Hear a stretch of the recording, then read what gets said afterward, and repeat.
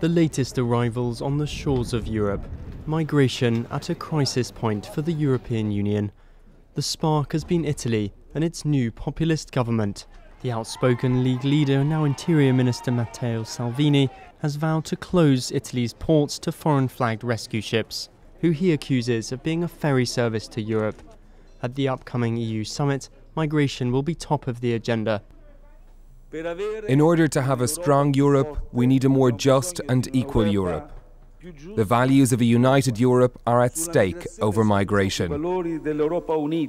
The summit aims to answer two problems: how to stop more migrants entering the bloc and what to do with those already in Europe. The first problem looks easier to agree.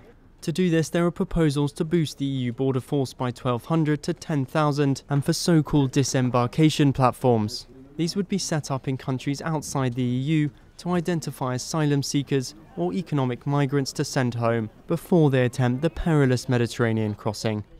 The plans are still vague though and face questions over their legality. But these measures wouldn't solve the problem of what to do with migration within Europe, particularly how to tackle secondary movement, when migrants move from one nation to another, often from poorer EU nations to richer ones. In Germany, politically fragile Angela Merkel is facing significant pressure to end the movement, her own interior minister threatening to close Germany's borders if no progress was made at the summit. And so one of the sacred cows of the European Union, the open border Schengen Agreement, is at risk.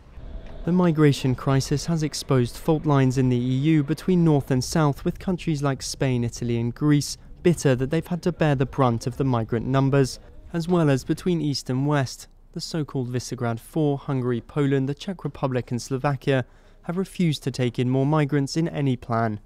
As the European Council President Donald Tusk told EU leaders on the eve of their arrival, the stakes are very high and time is short.